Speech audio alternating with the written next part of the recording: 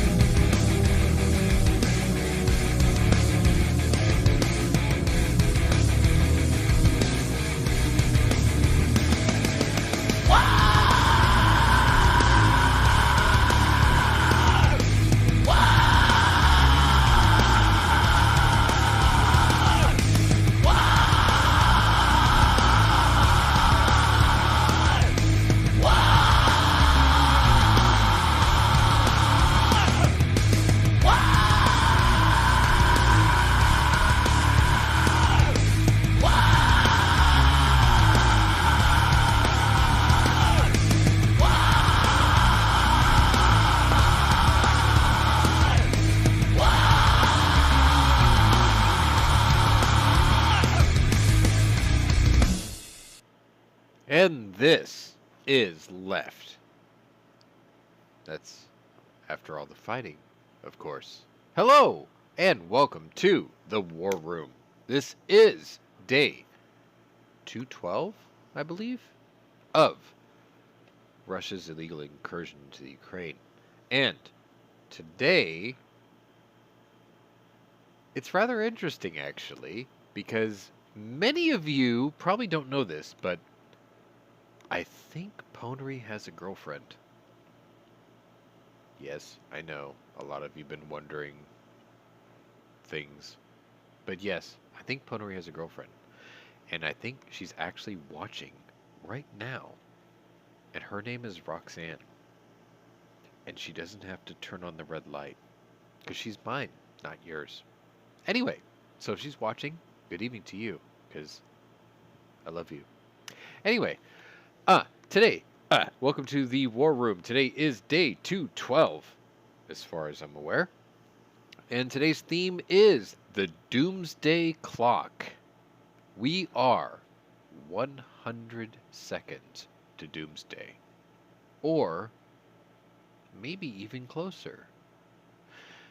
They're circling the wagons, and the end is near for Russian forces in the Ukraine. To build on last week's what if, we ask the question, just how close are we to Doomsday? And yes, she is in the chat. I do see it. You have no idea how happy I am to see that. I'm like a kid in a candy store. Anyway, how close are we to Doomsday? There is an organization out there that created something called Doomsday Clock. And with that, sorry, I'm a walking sinus, I have allergies. We have to ask the question, how close are we? Well, according to those in power, 100 seconds was proposed 2 months ago by those who calculated the clock and where the minute hand currently stands. This was before the counterattack that reclaimed more than 2,500 square miles of the east and northeast of Ukraine.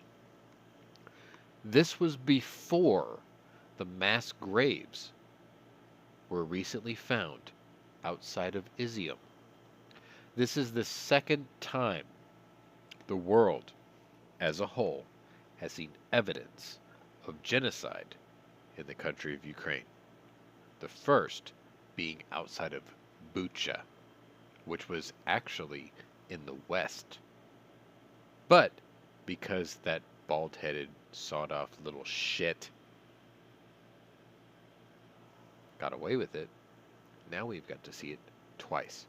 And today's stories will be based on that question. How close are we to the Doomsday Clock? So, Before we get started, I would like to pull into my panelists because I have panelists as usual.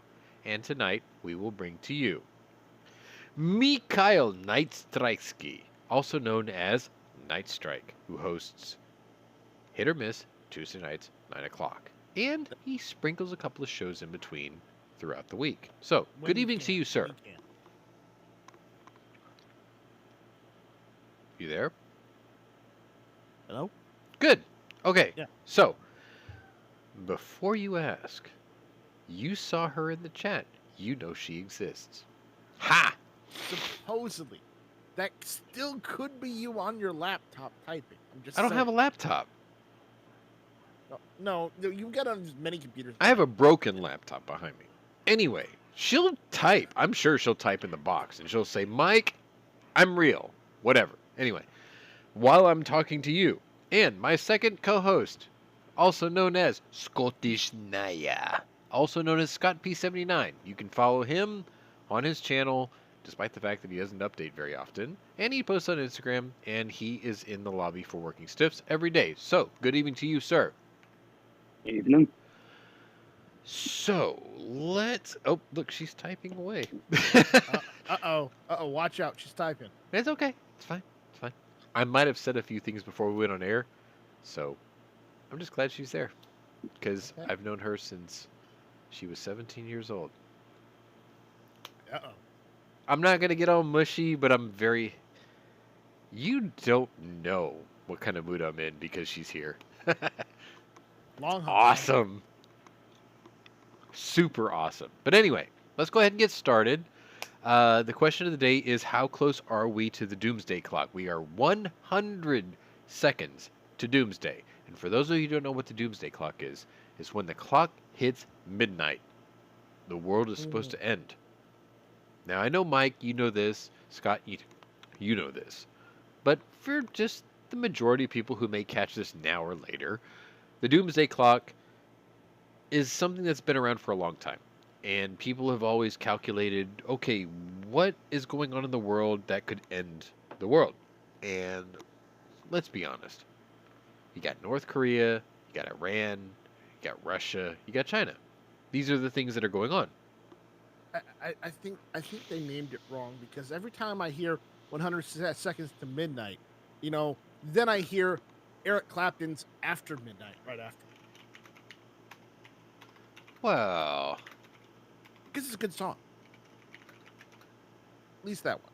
it is. Oh, I got to answer. That's Mad Sexy, by the way. Good evening to you. Good evening to Terry Scher. Well, YouTube made him rename his name, so he can't be Mad Sexy anymore. He has to be that bearded guy. It's fine. Fine, whatever. We're all given bearded. What do they call it? Beard rides? Whatever. Anyway, sorry. You've got more of the Fu Manchu going on than I do. Bit. Yeah, bit. Anyway. Look how quiet. He's like, oh, okay. Anyway. More will trickle in. That's the way it always works. Most of you catch this on the replay because there's a lot of shows going on Friday, so whatever. For those of you who don't know, let's just go very quickly into the week in review, which is a show that I usually do, but I haven't ever since February because of this show. This show, actually. And we used to do it every night, and then we decided we were only going to do it on Fridays. yes, we used to do the War Room. Less and less. We used to do the War Room every day because there was enough stories out there day after day to show you what was going on. But, world media coverage has sort of slowed down. And I do have to thank you all who watched last week and possibly the week before. I know that I went way too far with coverage of the death of the Queen of England. But for some reason, and I will maintain, it was still something that bothered me greatly before. And it still does. Like, it's cool lady. Really cool lady. And if you haven't noticed, she was buried and laid to rest Monday. She was lowered into the royal vault, and she was, the way that they worded this, she was greeted by her husband, the late Prince Philip, because what they had done was is they had removed his casket and brought it to the plinth at the royal vault to, quote, greet Queen Elizabeth on her journey to the afterlife. And truth be told, in all honesty, I found that awesome. I'm not even religious. I'm not Oh. spiritual and I'm not religious, but Did they bury him next to her then? they have as of Tuesday. Okay. See, she was Because the only brought. reason, the only way I'd be okay with that is that they did that just so they could put him right next to her. They No. did. So, if you didn't know, Prince Philip was brought to the royal vault, which I believe is under St. George's Cathedral. However, Mm. he wasn't to remain there because it was Elizabeth's wish to be buried with her family, which was King Albert and the Queen Mum and her sister. They actually have a separate section in the same grounds called the King George VI Memorial. He moved them to a separate place. So when Philip died, he was placed in the royal vault, but he was only there temporarily until he could be reunited with his wife of 70 years and placed in the family burial plot underneath St. George's Cathedral, but it's in a different spot because the royal vault actually holds 23 royals, their family, children, whatever. But she Yeah. wanted to be buried with her father Albert. So she was brought down Monday. Her casket was brought in front of Philip's casket, which had been there for almost a year. And I don't know if I covered this last week. If you would just indulge me for a moment. I do not have artistic ability. I cannot draw the thoughts I convey.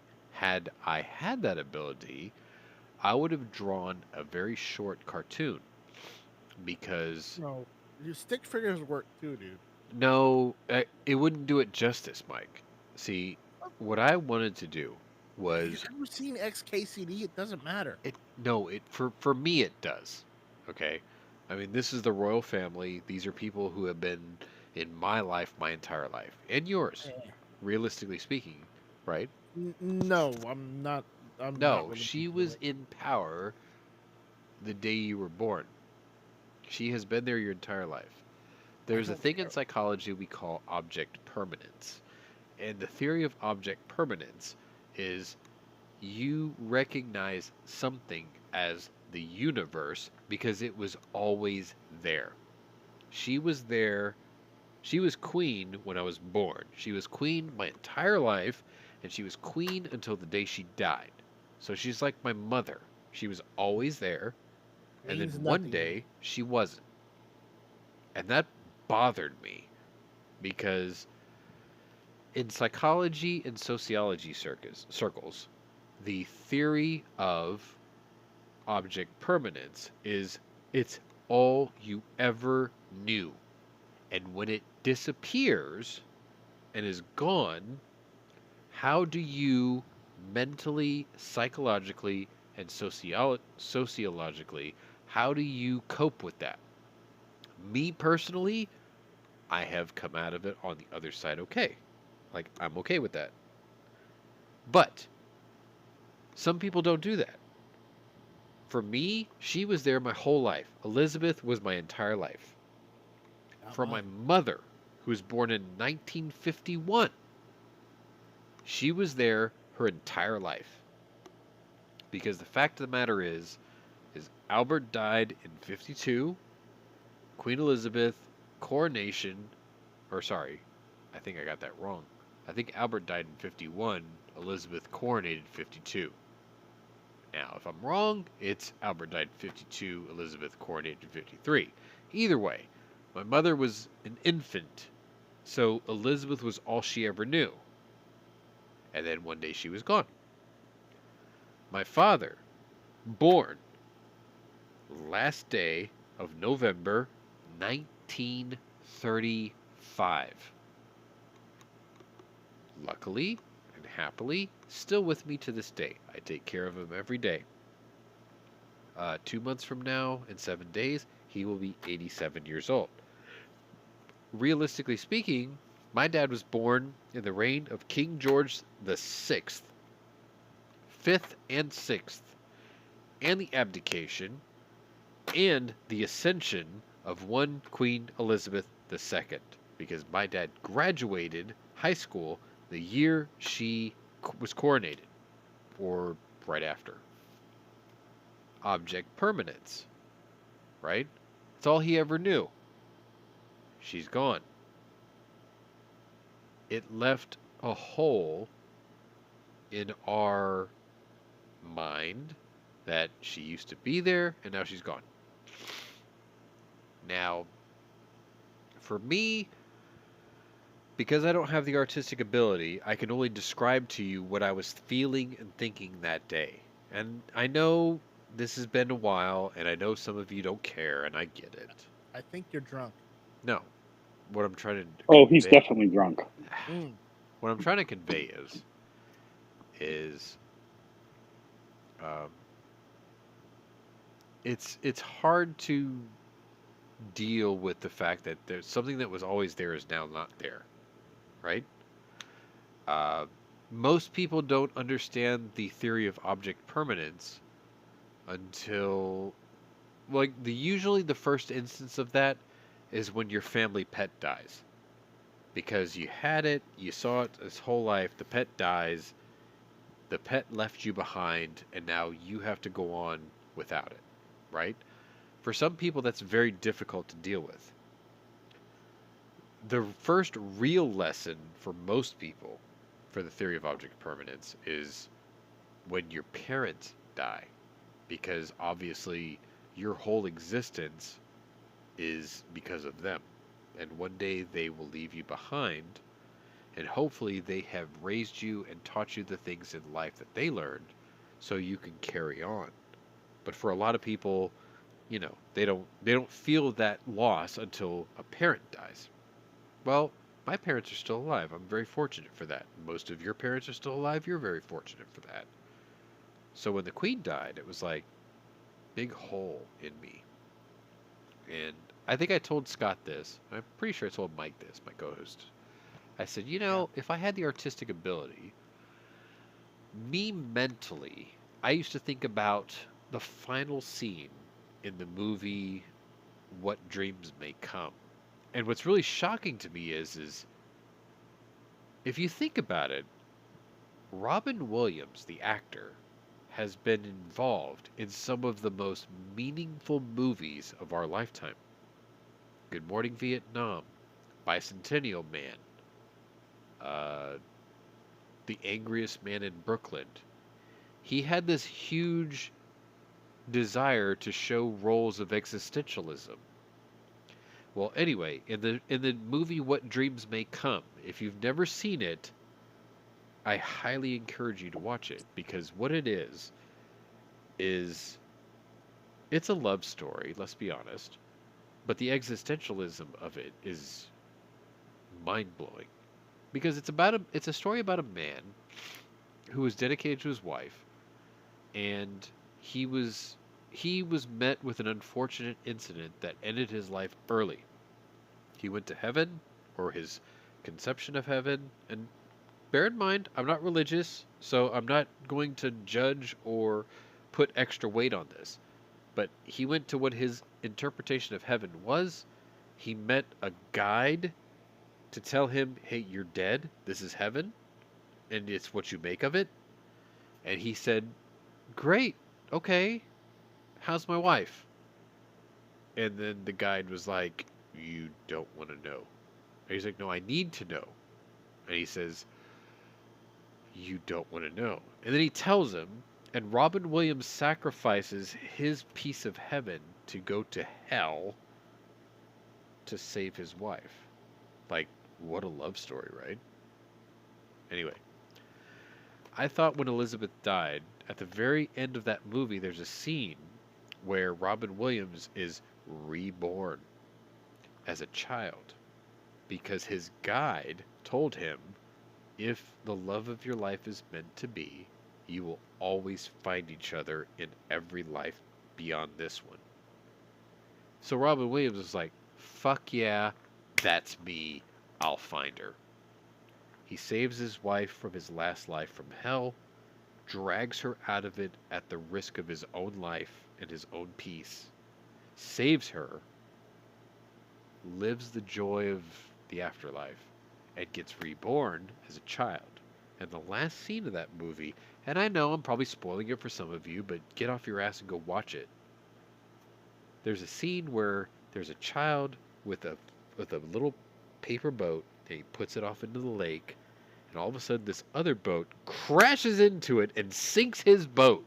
And he's like, what the fuck? And he looks over, and there's a little girl who sent the other boat that sunk it, and she looks at it, and she laughs at him. And I thought, wow, that's his wife, because they instantly connect as children for the next life, which is a very sweet thought, which, remember, I'm not religious, but I thought it was a sweet thought anyway, as a human being. When Elizabeth died, I told Mike, and I'm pretty sure I told Scott, I said, if I had the ability, I would have drawn a cartoon the day of her funeral. Many of you know I put out a video for the day of her funeral, and it really, really bothered me, because I can't explain it. But I watched it, I felt bad, I wanted to share it with the rest of you, I wanted to immortalize it as a piece of history, because it is history. And what I thought at that moment when I saw her casket lowered into the royal vault was, oh my God, I want to draw a cartoon of that very scene.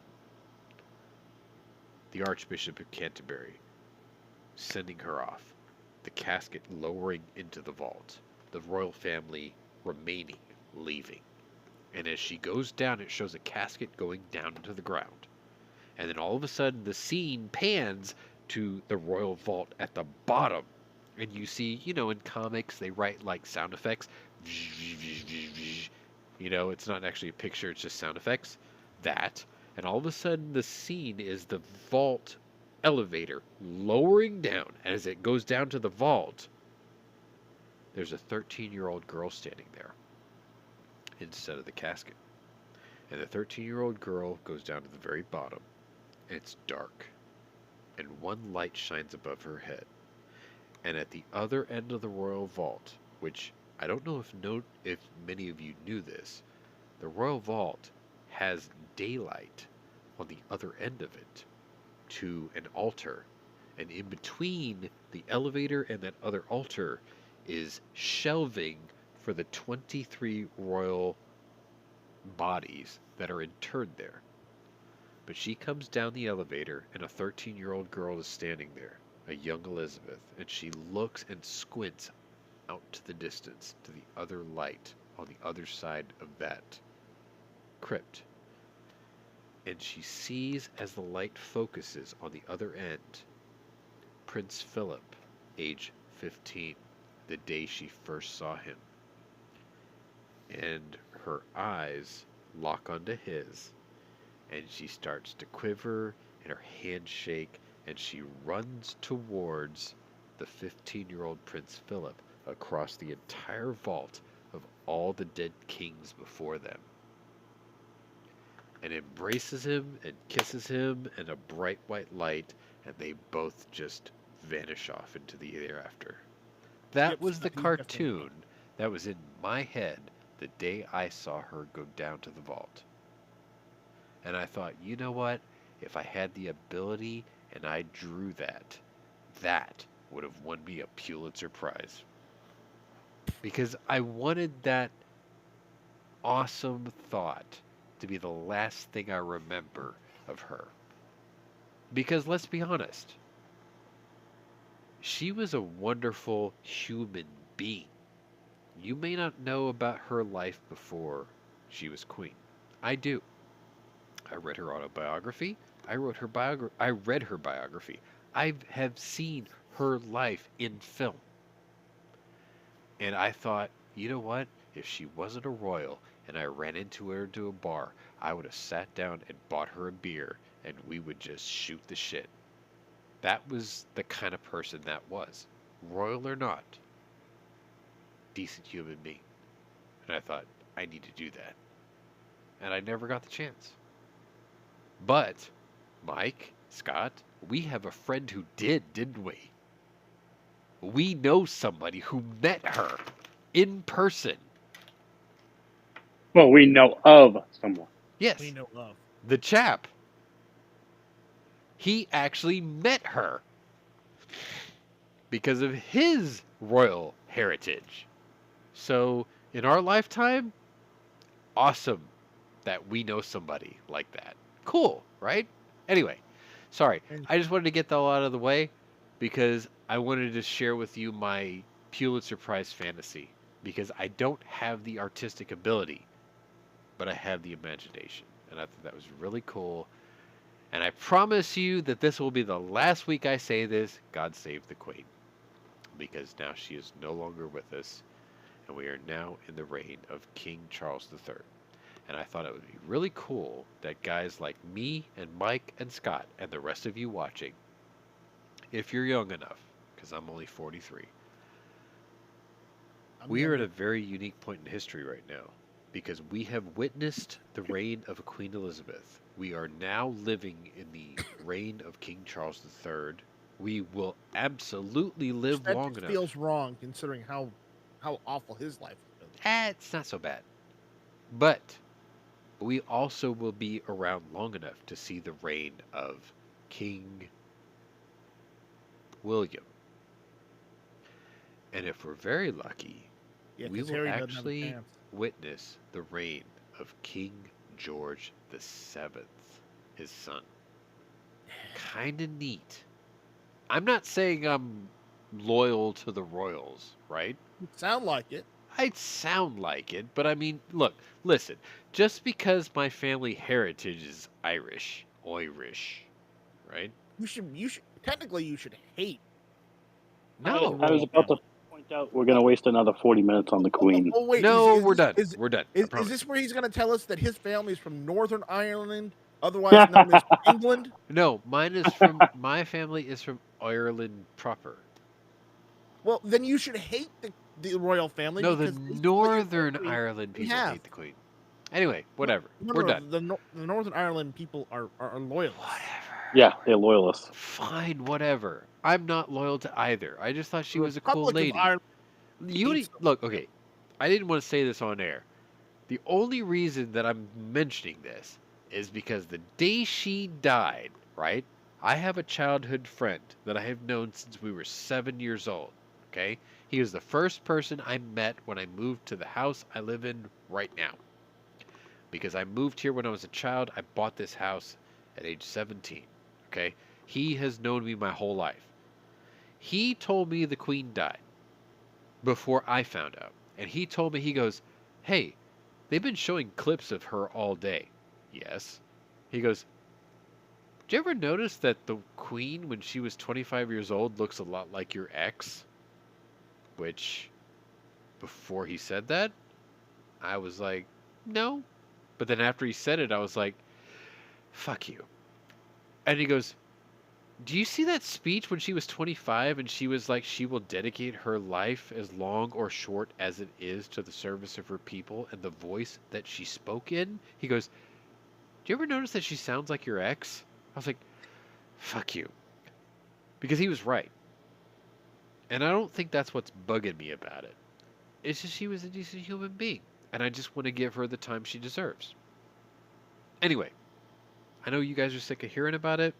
So I'm going We've been sick about hearing about it for the last 3 days. Yeah. Yeah. The last 3 days I was talking about how shitty my job is. Anyway, let's go ahead and get into the stories of the day. Hello, Bjorn. Hello, Zorro, who Now- has been... Wait, I'm going to point this out. Hello, Zorro, who is in the chat, who has been hiding from us because he Yes. still doesn't own an RPK. I went there. Neither do I, but I at least sold one of my guns. You're so on the way, though. Him, we don't know yet. Yeah? Yeah. Okay. So anyway, today's Also, episode. if you're a red-blooded American, you don't give a fuck about the Queen. Nah. That's technically We my... stopped giving a fuck 250 plus years ago. I'll have you know that When there one of my was... ancestors signed the Declaration of Independence, that's when my family stopped caring about the royal family. I will have you know that there are documents that prove that George Washington, the founder of this country, the leading general of the Continental Army, respected the crown. He just didn't want it ruling over his colonies. Yep. He still respected the crown. He just said, look, we respect you, but you don't control us because you're not here and you don't know what we're going through. We will work with you, we will ally with you, we will respect you, but we will not be you. Okay? I have seen it. I've seen the documentation, I've read the text. Even George Washington respected the crown. He just didn't want it ruling over him. There's nothing wrong with that.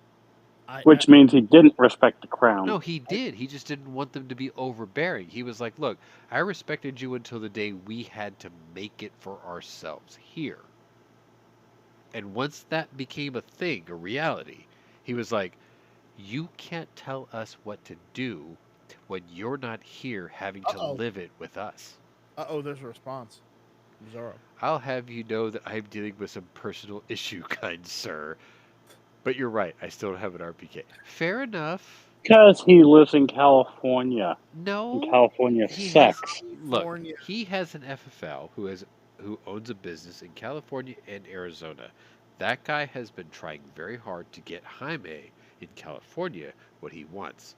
He's dealing with personal issues, which either has to do with a psychotic ex-girlfriend who is now expelled and possibly in jail, or a girl in San Antonio whose family dynasty is wondering when he is going to take their daughter on. Just saying. So I'm going to have to hear the story about the psychotic ex-girlfriend. I will tell you that out off air. All I can tell you is I think I have a Latina girlfriend, and I'm perfectly fine with that. I'm perfectly fine with that. You are apparently don't you say whipped. Able to deal with a extraordinary level of craziness. No, like before, yes. Now everything's fine. It's fine. It's fine. It's all fine. All right, so we have wasted 33 minutes of your time for intros. I'm sorry. Thank you for indulging me. Thank you for not dropping out and hitting thumbs down and all that stuff. Anyway, let's get into the Doomsday Clock and the stories of the day. Anyway, we are going to start Saturday, September 17th, because, you know, we do this as a week in review type thing now. And that way it gives my panelists more time to talk about it. September 17th, day 206. And the first story I have for you comes out of about 11 a.m. that day. And here's a photo for you. This is actually, well, the right side of that photo is actually graffiti that was painted all over parts of eastern Ukraine. So, story starts out this. Infantry shortages on the battlefront of Ukraine have prompted the Kremlin-linked private military force, known as the Wagner Group, to recruit Russian convicts as its forces wane. So, for those of you who don't know, Russia went into Ukraine under the premise that they are going to, quote, denazify Ukraine. And they did that by employing a paramilitary group called the Wagner Group, which is a neo-Nazi organization led by a guy with SS tattoos on his chest. A Russian with SS tattoos on his chest, okay? He hired a group of neo-Nazis. German. No, He's Russian. Are we sure? Yes. He didn't flee East Germany to go to No. Russia. He hired a group of neo-Nazis to denazify Ukraine. What the fuck? Right? I don't get that. Nobody does. Anyway, How British does that work? intelligence on Friday said that the mercenary group has been working since at least July to add to Moscow's ranks by heading to Russian prisons to incentivize volunteers to leave their cells to head to Ukraine. Dirty dozen. Prisoners have been offered commutation of their sentences as well as cash incentives. The UK Defense Ministry said in a daily briefing, this has been reinvigorated with recently posted video highly likely showing Wagner Group owner Yevgeny Prigozhin making a recruitment pitch to prisoners. A video reportedly appeared on Telegram this week depicting Prigozhin addressing inmates, all of whom wore black prison uniforms, and emphasizing that he was specifically looking for, quote, fighters for assault units to take up arms against Kyiv. Nobody goes back behind bars, Prigozhin told inmates, according to the Wall Street Journal's Yaroslav Trofimov. That's a really complicated Cyrillic. If you serve 6 months, you are free. If you arrive in Ukraine and decide it's not for you, we will execute you. What does that sound like to you? Do as we say, and if you don't, we kill you. Yeah. Prigozhin reportedly went on to say that he would not give any guarantees, but pointed out that only 2 other people could get you out of there, God and Allah. And they'll do it in a wooden coffin. I can get you out alive, but you might not arrive alive, he said. The British Defense Ministry said Russian academies had also begun to reduce the amount of time that its newest cadets could remain in training, and said they were likely headed to the front lines. The impact of Russia's manpower challenge has been increasingly severe, the ministry said. The acceleration of officer cadets training and Wagner's demand for assault troops suggests that 2 of the most critical shortages within the military's manning crisis are probably combat infantry and junior commanders. The latest attempts to get Russian boots to the front lines come as Ukrainian troops have made significant advances over the last 2 weeks since launching a major counteroffensive. Western defense officials said their ability to rapidly advance was due to a coordinated effort and strategic planning, coupled with Russia's inability to properly resupply and regroup its troops in the north over the last 6 months. In short, this story is saying that the neo-Nazi organization that Vladimir Putin rubber-stamped to handle his shit in Ukraine is recruiting prisoners who have life sentences and probably death penalty sentences into their ranks to basically be suicide troops or stormtroops. Hold up. Does that apply to everyone or just those in that? Well, whoever is willing to sign on the dotted line to join the Wagner group. I mean, Yeah, they're cannon fodder. They're could we cannon get fodder. Navalny out that way? No, because he's not going to join. But see, Right.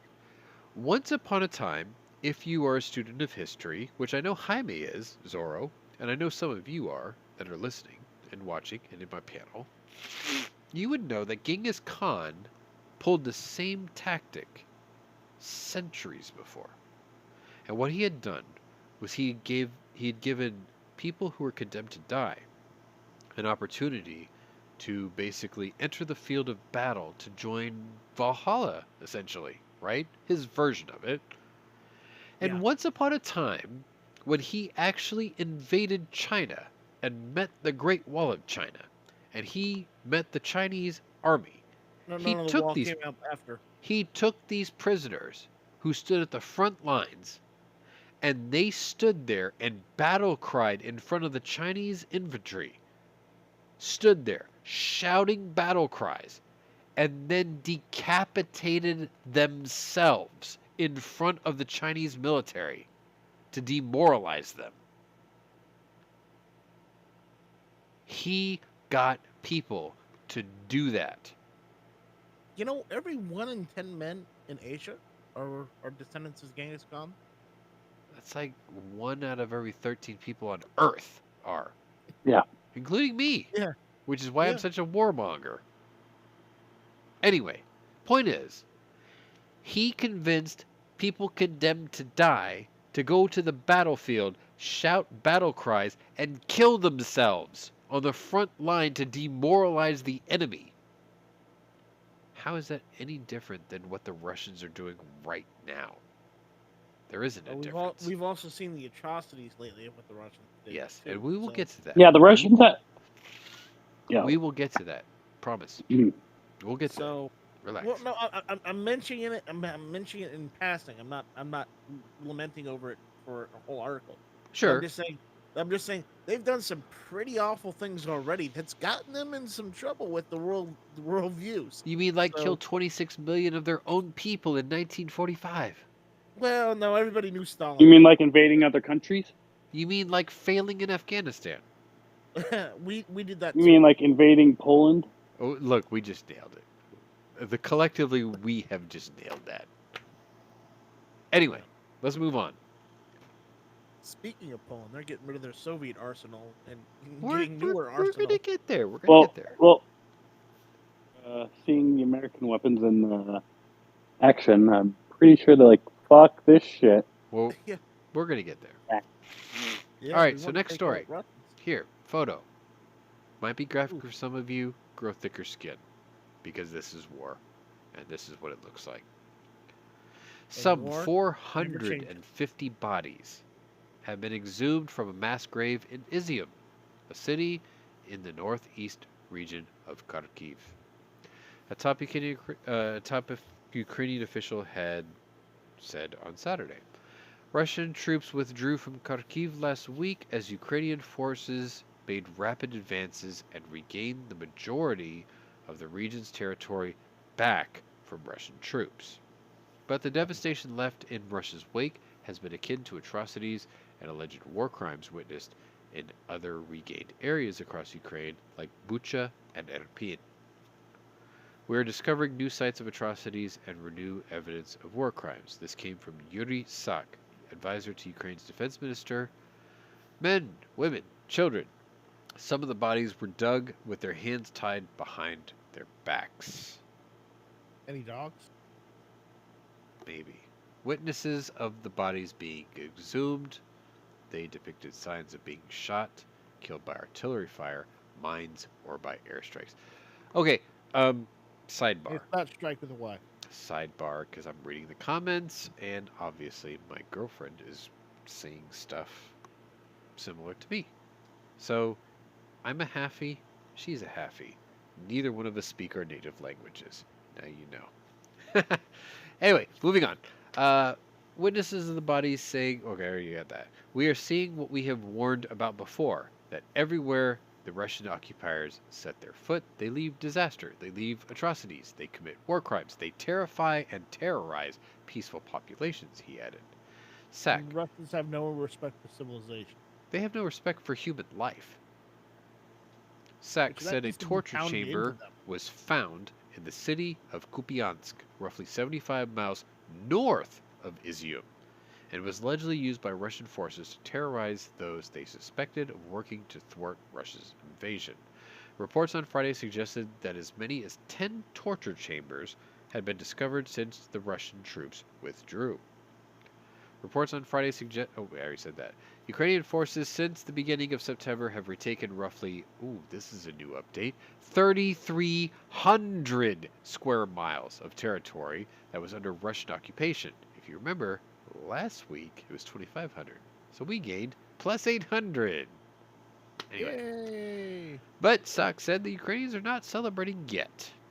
It is absolutely a paralyzing thought trying to imagine what the Ukrainian army will discover when we liberate cities like Mariupol, referring to the site of one of the most hard-fought battles in Ukraine where hundreds of soldiers and civilians were trapped after Russian troops advanced on the city, absolutely razed to the ground and destroyed and pounded by rockets and bombs for months. SAC said that at least 25,000 civilians were believed to have been killed in the southern port city by the time Ukrainian troops left the city in May following weeks of intense fighting, mounting risk of starvation and eventual ceasefire. We understand that this war is far from over. We understand that we are standing up against an enemy which is treacherous, which is genocidal, which is still well equipped, he added. We are determined to continue what we're doing. Ukrainian President Zelensky said numerous investigations into suspected war crimes and human rights abuses had already been launched this week. In short, this is not the first time they have walked into a forest where the trees look like they have been recently replanted. This is not the first time that they had cadaver dogs lose their fucking minds and start pawing at the dirt. This is not the first time that people have put shovels into the earth and found hundreds of bodies, none of which were soldiers. This is the war in Ukraine. This is what genocide looks like. This is what the face of war looks like. Remember that picture and burn it into your brain, because this will not be the last time you see it. Moving on. Same day. We're still in the same day. And I have this picture of an idiot. President Biden warning Russian President Vladimir Putin against using nuclear weapons in Ukraine in a television interview while declining to say what the consequences would be from the United States if he were to do so. Because that motherfucker has no balls. He also said something even worse, too. Well, the words that came out of his bumbling idiocy of a mouth was, don't. Biden told 60 Minutes in an interview set to air on Sunday when asked by CBS reporter Scott Pelley what he would say to Putin if the Russian leader was considering a nuclear escalation in Ukraine. You will change the face of war unlike anything seen since World War II, Biden said. Which is kind of true, actually. Pelley then asked what consequences Russia would face for such a move, and the president declined to go into specifics. Again, because he has no balls. Or brains. You think I would tell you if I knew exactly what it would be? Of course I'm not going to tell you. It would be consequential. No, the actual answer is of course you're not going to tell us because you have no clue. You don't even remember what you had for breakfast this morning. They'll become more of a pariah in the world than they have ever been, and depending on the extent of what they will do will determine what response would occur. Sorry, I kind of stumbled through that bit. Biden's warning comes after Ukraine's successful counteroffensive in the northeastern Kharkiv region that reportedly took Russian troops by surprise, causing them to pull back. Western defense officials have said Ukraine is gaining ground and has enforced some Russian forces back across their own border, which most of you knew because we told you that last week. Pictures released following Russia's withdrawal show buildings blackened and destroyed by shelling, animals wandering the streets, and according to officials, signs of torture among the dead that have been exhumed. The view is very shocking, but it is not shocking for me, Ukrainian President Zelensky told reporters, because we began to see the same pictures from Bucha, from the first deoccupied territories. So, the same destroyed buildings, and the same view of killed people back in March. The head of Kharkiv's prosecutor's office, Alexander Filchakov, said investigators were looking into reports of civilians being killed and buried by Russian soldiers in the town of Balaklia, another town that has been retaken by Ukrainian forces in the Kharkiv region. United Kingdom General Sir Richard Sharif told the news on Tuesday that while Ukraine's brilliant counteroffensive operation is a total humiliation for Putin and for Russian arms, maintaining their successes on the battlefield will be a harder feat, with a Russian counterattack almost guaranteed to be imminent. It's brilliant. I think it's really far-fetching implications potentially, but let's be cautious, Sharif warned. They achieved great success. They have to maintain their success. Equally, they have to be ready for the Russians to reorganize and counterattack. Because let's be honest, that's what Russians do, right? Warsaw says that the Izium massacre reminds him of Katnia, which I believe he did mention that in the chat earlier this week. For those of you who are watching, by the way, in the description in the video, there is a link to the Discord server that we broadcast this from. We do host a lobby for working stiffs. We do this every day, Monday through Friday. You can find me and most of my panelists here. We just shoot the shit throughout the day. So, stuff like what Warsaw Patriot's talking about in the chat, he has said this before. Like, he and I have discussed this at length, ad nauseum, ad infinitum, ad mortem. So yeah, if you want to be part of that, you can join. He still wants to jump in. Honestly, dude, I'm kind of halfway through this already, so let me get through it. I promise I'll put you in next week. You're a little late, so let me finish this out because I've got a lot on my plate. No offense to you. I'm glad you want to join. It's just we've got a lot to get through, and I really want to get through it because Roxy's waiting for me, and I don't want to keep her waiting. Anyway, let's move on. Sunday, September 18th, day 207. And I wrote this as a caption before I wanted to read you the story. It says, in the beginning of the end scenario, the last vestiges of trying to recapture victory. So let me show you what I'm talking about. Here's a photo. Russia has stepped up their targeting of civilian infrastructure amid a bruising counteroffensive by Ukrainian troops. This came from the UK Ministry of Defense on Sunday. As it faces setbacks on the front lines, Russia has likely extended the locations it is prepared to strike in an attempt to directly undermine the morale of the Ukrainian people and government. This came from the UK in their intelligence update. They do these every day. Noting that Russia has attacked civilian targets. Oh my. Even where it probably perceives no immediate military effect. So the picture I'm showing you is actually part of a Russian hydroelectric dam. As you can see, it doesn't exist anymore. It's blown to shit. That was in what's his name hometown, Zelensky's hometown. I had the caption for that, but I can't tell you right off the top of my head. No, that picture right there, that was from Zelensky's hometown, I think. Possibly. That's where the hydroelectric dam was. That's one of the feeding tunnels that go into a generator, or well, it eventually feeds a generator. But anyway, it's gone, as you can see, because Russians doing what Russians do, right? Parts of Ukraine's Donetsk, Kharkiv, Zaporizhzhia, and oh boy, hang on, bear with me. I've never read this one before. Did you know Pwnery could read Cyrillic? You're about to find me slaughtering it. What's new? Hang on, I'm going to try to get through this because it's many syllables. Dnipropetrovsk. Yeah, Dnipropetrovsk. Oh shit, I can't do it quick, can I? Dnipropetrovsk regions. That is not easy to read. It's Russian. What do you expect? Well, because it looks like broken glass. Anyway. We're suffering from blackouts last week as Ukrainian forces re-entered towns and cities that have been occupied by Russia.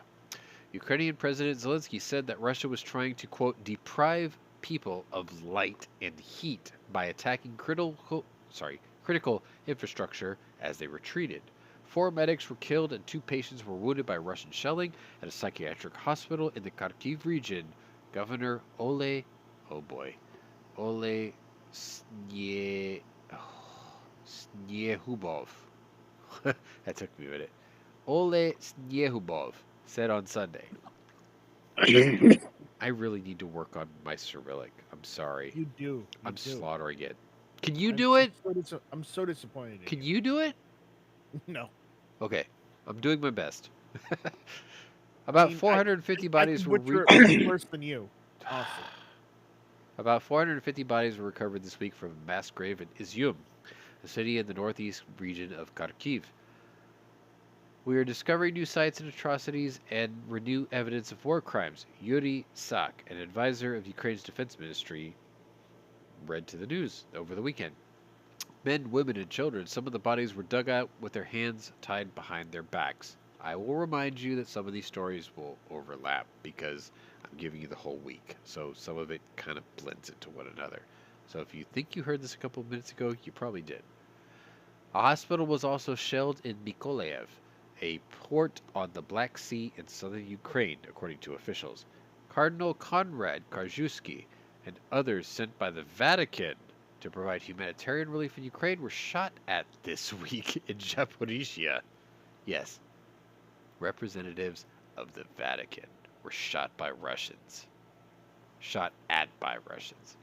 For the first time in my life, I didn't know where to run because it's not enough to run. You have no idea where to go, he told the Vatican News. Zelensky, meanwhile, pledged to continue Ukraine's counteroffensive. Perhaps it seems to someone now that after a series of victories, we have a certain lull. But this is not a lull. This is preparation for the next sequence. For the next sequence of words that are very important to us all and must definitely be heard. You gotta think about this.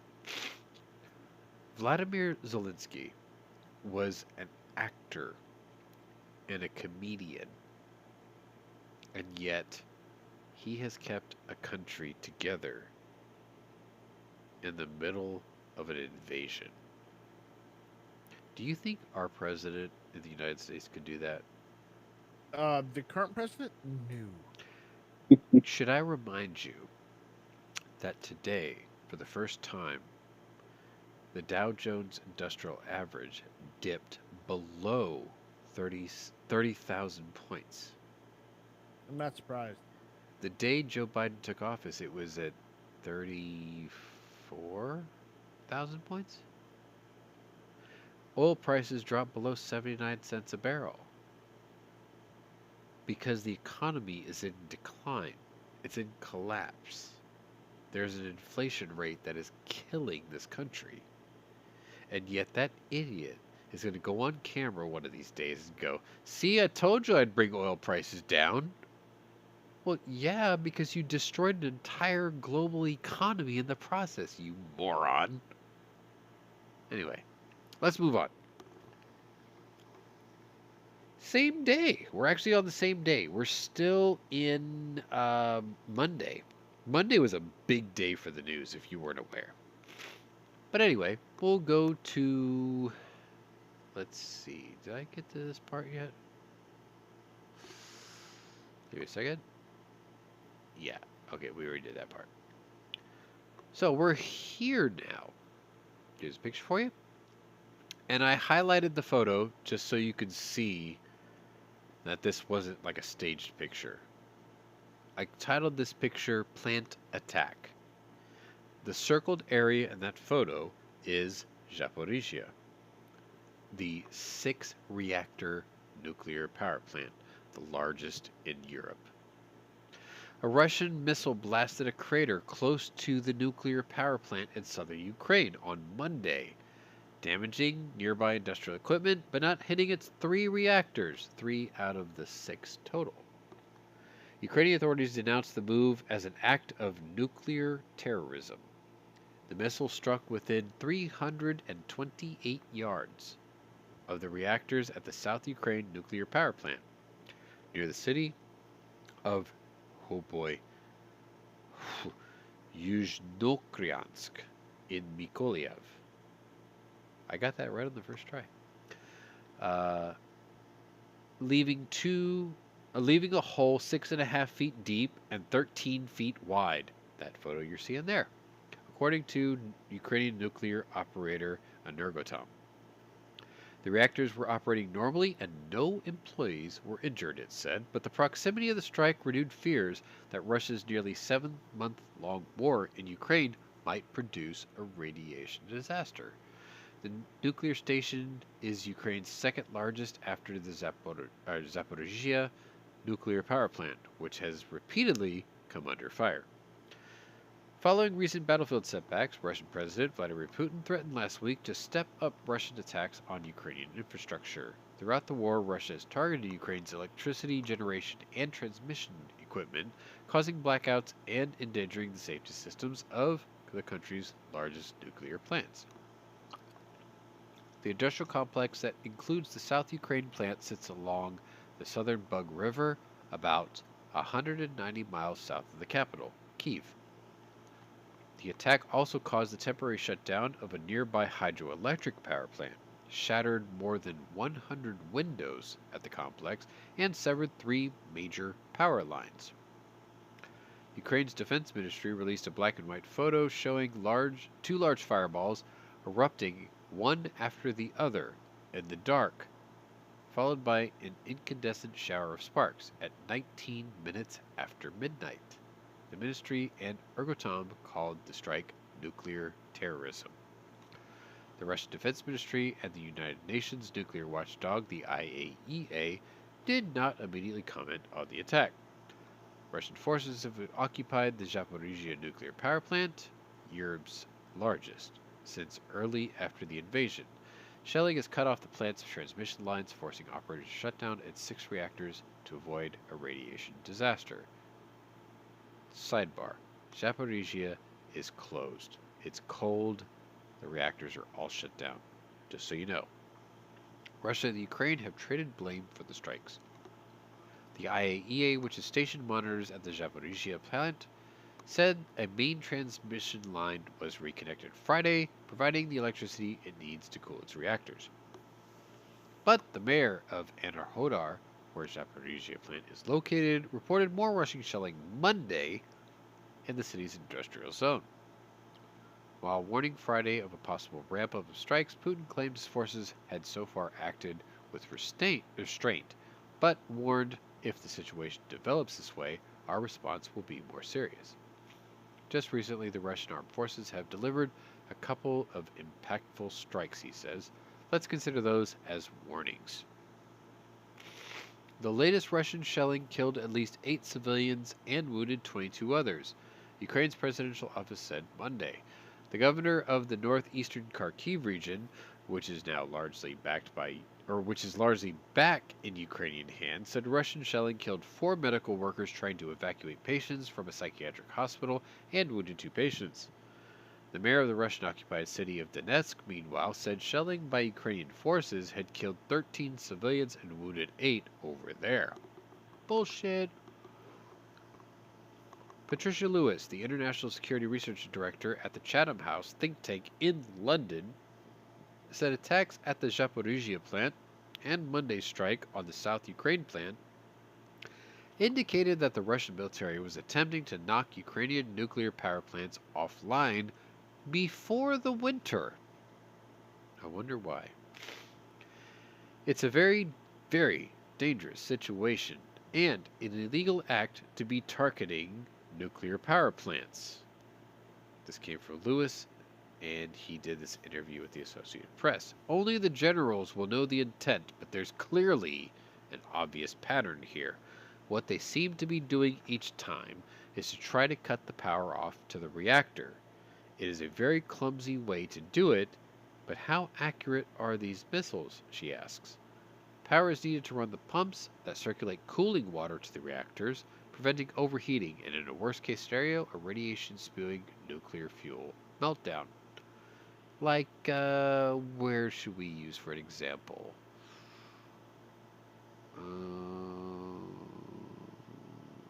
What's that one plant in Japan, Mike?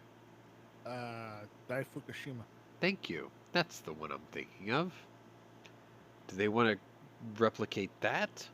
Or do they want to replicate Chernobyl? It's kind of the same situation. You shut down the cooling pumps, reactors go supercritical and melt down. They're trying to cause this. The difference is Dai Fukushima was nature, whereas Zaporizhia is deliberate, man-made attack, right? Well, Zaporizhia was Russian artillery. Yes. Well, they're pointing the fingers at Specifically. each other, but yes, I would agree with you. Analysts have noted that beyond recapturing territory, challenges remain in holding it. In a video addressed Monday, Ukrainian President Zelensky said cryptically of that effort, "I cannot reveal all the details, but thanks to the security service of Ukraine, we are now confident that the occupiers will not have any foothold on Ukrainian soil." Ukrainian successes in Kharkiv, Russia's biggest defeat since its forces were repelled from around Kiev in the invasion's opening stage back in February, have fueled rare public criticism in Russia and added to the military and diplomatic pressure on Putin. Kremlin's nationalist critics have questioned why Moscow has failed to plunge Ukraine into darkness yet by hitting all of its major nuclear power plants. Basically, the critics are saying, "What the fuck is taking so long, comrade? This is a tiny little country. How have you not finished this?" In other developments, this is like sidebar notes. A governor said Ukraine had recaptured the village of Bilogorivka in the Russian-occupied eastern region of Luhansk. Russia didn't acknowledge the claim, which obviously means it's true. The Russian-installed leaders of Ukraine's Luhansk, Donetsk, and Kherson regions reiterated calls Monday for referendums to be held to tie their areas formally to Russia. They're in a rush to get these annexed. These officials have discussed such plans before, but the referendums have been repeatedly delayed, possibly because of insufficient local support. Imagine that.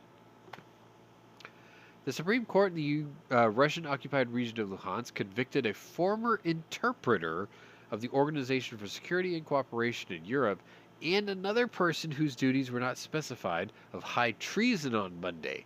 Both were sentenced to 13 years in prison.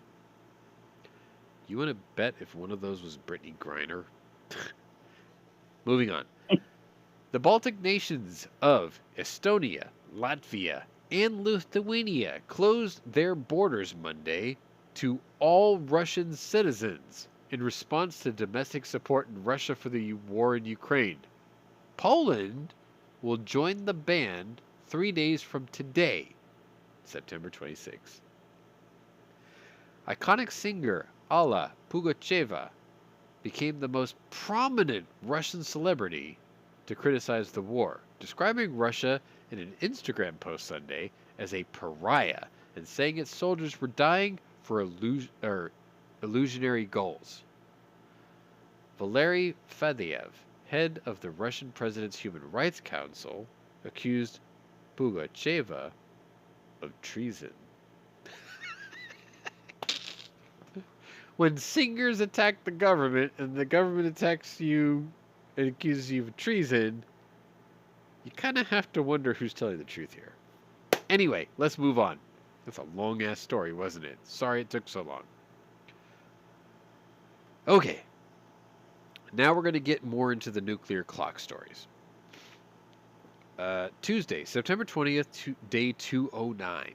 I'm going to try to get through these quickly because a lot of these are shorter stories. Here you go. That picture you're looking at is a Russian Kilo-class diesel-electric submarine.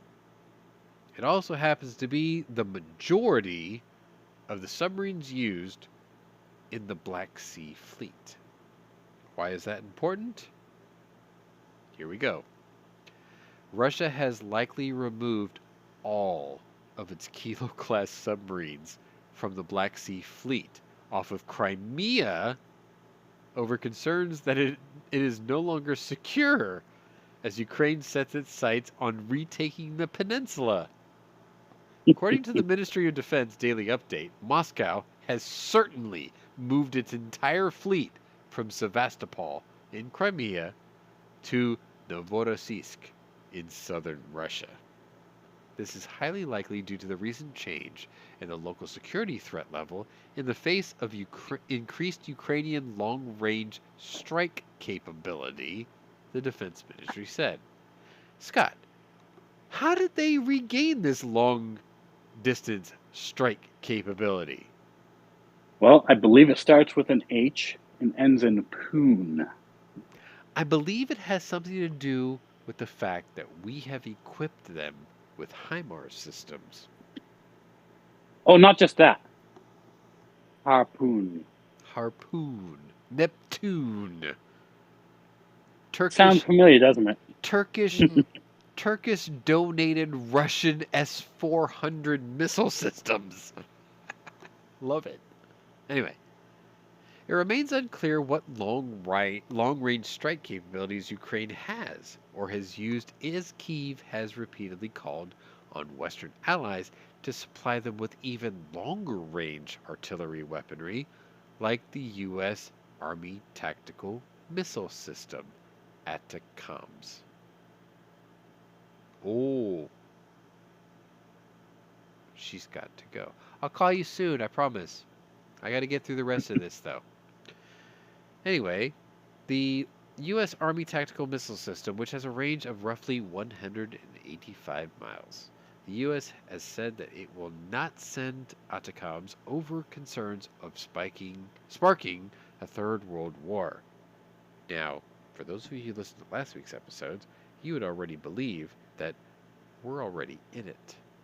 Anyway, Ukraine has received at least 16 HIMARS systems, which have range of roughly 50 miles, suggesting that they could not be the systems used to hit Crimea earlier this year. I will have you know they can reach much further than 50 miles.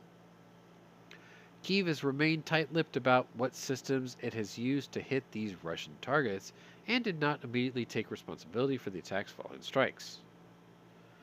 But an official speaking on the condition of anonymity told the New York Times last month that a device exclusively of Ukrainian manufacture was used. Ukrainian President Zelensky said that his forces will not stop fighting Russia until all of Ukraine has been liberated, including Crimea, which Russia has illegally occupied since 2014. Guaranteeing the Black Sea Fleet's Crimea basing was likely one of Russian President Putin's motivations for annexing the peninsula back in 2014. Base security has now directly been undermined by Russia's continued aggression against Ukraine. The fight over Crimea will likely prove a difficult battle as Russia has viewed it, as it has claimed land for nearly a decade and has reportedly become a popular tourist destination for Russians. Go there now if you're Russian and take your photos because this is your last chance because you're about to lose it. That's basically what they're saying. Moving on. I believe this is... Nope, we got a couple more of these. Okay, so this is the second story from Tuesday, which we would have covered on Night Strikes Hit or Miss, but he was preoccupied. Fair enough. So we're going to cover it here. Russian troops have become boxed in between advancing Ukrainian forces in the southern Kherson region and the Dnieper River, which, with access to supplies and eastern routes being completely blocked. Ukrainian forces sank a Russian barge transporting troops, equipment, and weapons across the major river. Ukraine's operational command south said, according to Pravda, Tuesday. Attempts to establish an alternative crossing over the Dnieper River near Nova Kakova and Kozatske were unsuccessful, the command said. A barge carrying weapons, equipment, and military personnel joined the occupiers' underwater fleet. That's sarcasm, by the way, which means he sent them to Davy Jones's locker. The Dnieper River after Ukrainian troops destroyed 2 key bridges back in July. While Ukrainian forces have made significant advancement in the northern Kharkiv region during a major counteroffensive this month, it has also been gaining its southern Kherson region, where intense fighting has been ongoing for several months.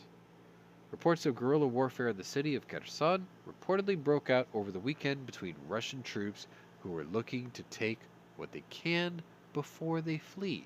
So they were basically raping, pillaging, stealing, and running like a bitch.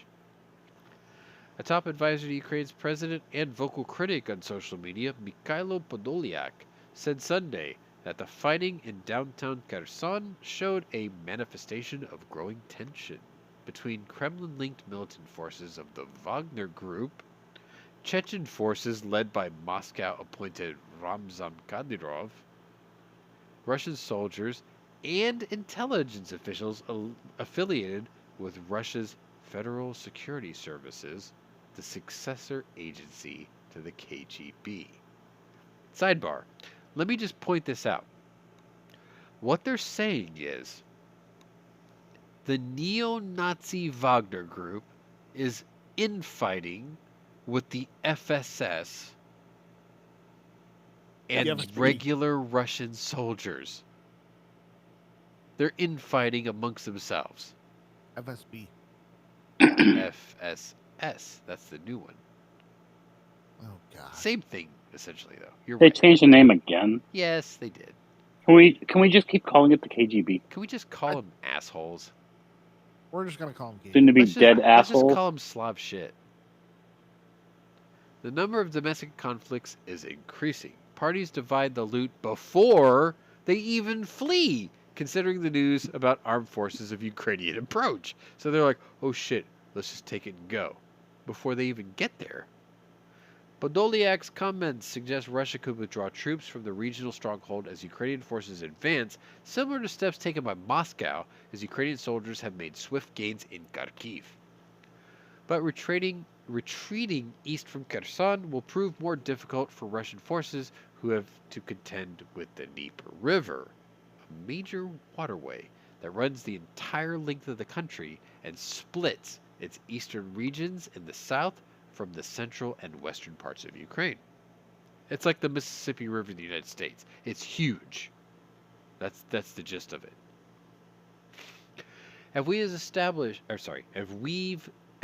we've established fire control over river crossings and logistical routes in the region, these enemy units have to realize they are struck between our forces in the Dnipro riverbank. Ukrainian Operational Command South spokesperson Natalia Umenyuk told Ukrainian news outlets on Monday. According to the sports spokesperson, Russian forces in the region are losing a sense of purpose and morale remains low. Some Russian officials have allegedly initiated contact with Kyiv to negotiate a ceasefire in the region, though nobody can independently verify this. They've been offered to surrender under the auspices of international humanitarian law or to return home, although it's unclear how they could even manage that since they're blockaded. Anyway, moving on. Try to get through these quickly now because I've got 5 stories left for you and then I will turn you all loose. I cannot tell you how I named this picture because that would be offensive. But here's the picture. I'll let you just use your imagination. Russian President Vladimir Putin said on Tuesday he is determined to pursue a unifying international agenda as a permanent member of the UN Security Council as nations meet in New York City for the 77th General Assembly. The meeting is the first in-person assembly since the pandemic began, and Russia's deadly invasion of Ukraine is expected to be a major talking point among world leaders. Despite calls for a diplomatic ban, the U.S. said last week that it would allow Russian Foreign Minister Sergei Lapdog to land in the U.S. and attend New York-based meetings. Because, you know, it's where they meet, right? I guess they said, no, don't worry, we'll let him land. We won't put a bullet in his skull. It'll be fine. It'll be fine. We will not deviate from our sovereign course. As a permanent member of the United Nations Security Council, we intend to further promote a unifying international agenda, Putin said from Moscow, because he's hiding there like a bitch, according to state-owned news outlets RIA. The Kremlin chief claimed Russia plans to work with the global community to, quote, contribute to the search for effective responses to the numerous challenges and threats of our time, and to contribute to the settlement of acute regional conflicts. Does that not sound like garbage? Word salad garbage.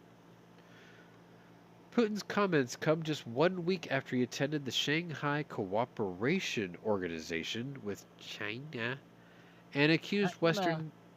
I thought you'd like the way I said that. And accused Western nations like the U.S. of taking, quote, ugly strides to maintain a unipolar world.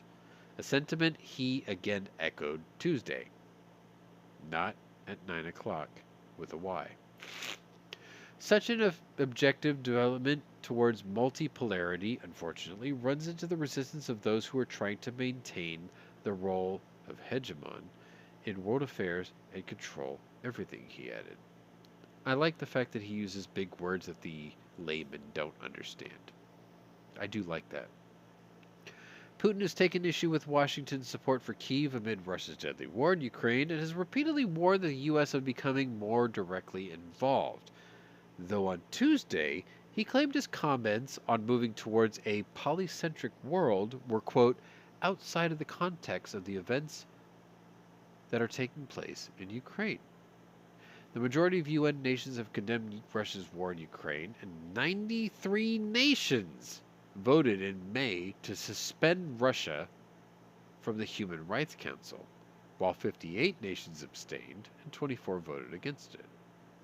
Russia has signaled it has no plans to back down in its war in Ukraine, despite recent military losses in the north and reports of troop and supply shortages in the south.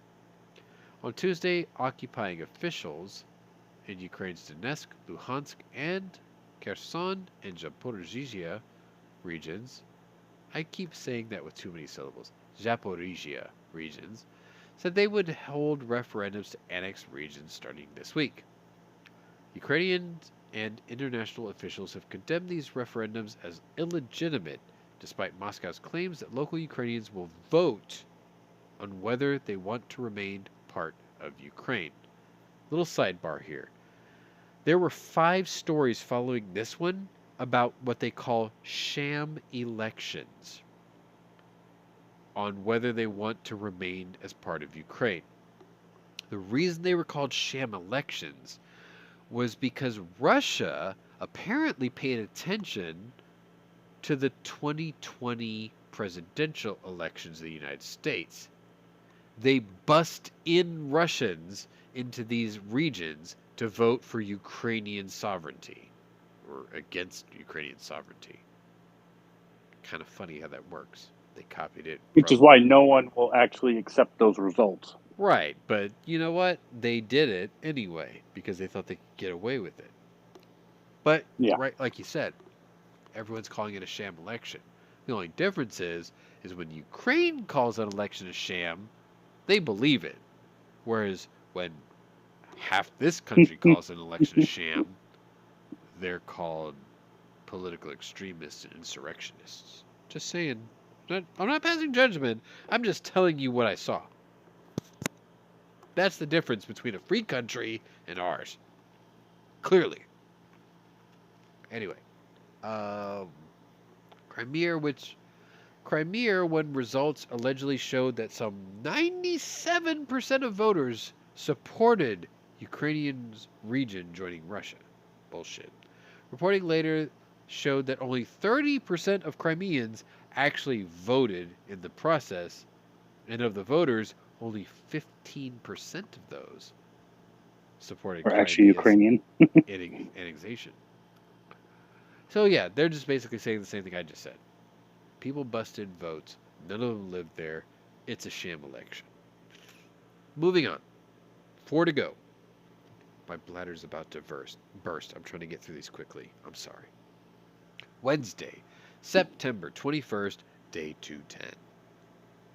And this story came at 1:42 in the morning. I made sure that I mentioned that because I wanted to show it to you, because this story is titled Sham. Imagine that. Russian President Putin announced a partial mobilization in Russia which will require citizens to join the war effort in Ukraine. He also warned Western nations not to attack Russia's territories, which would be met with swift retaliation. Putin's address on Wednesday comes as Russia's invasion reaches nearly 7 months, and amid a successful counteroffensive by Ukraine's military. Conscription is fully adequate to the threats we face. Namely, what? Go ahead.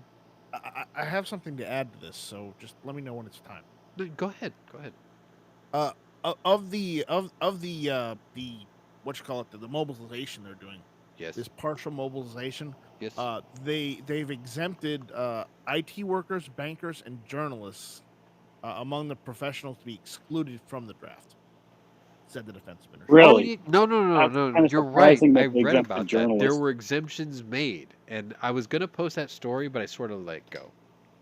Yeah, well, I just we don't have to read the story so much as we have to make it a footnote to let everybody know that there are certain groups that are being excluded from this draft. Yes. Correct. So All right. Let me see. let's where- continue. Well, I got to see where I left off now. Sorry. No, it's okay. I wanted to talk about it. No, it's fine. I want you to. Alright, so conscription is fully adequate to the threats we face, namely to protect our homeland, its sovereignty, and territorial integrity, to ensure the security of our people and people in liberated territories, he said. We are talking about partial mobilization. That is, only citizens who are currently in the reserve will be subject to conscription. And, above all, those who have served in the armed forces have a certain military specialty and relevant experience, Putin says. See, my problem with this is the first place he went to conscript soldiers into his military was prisons. And Means they can't recruit anybody that's actually a free citizen. well, yes, there's that. And it makes you wonder, it's like, wait a minute, if that's the case, then where's he getting these people that he claims he's recruiting for the liberation of his country, right?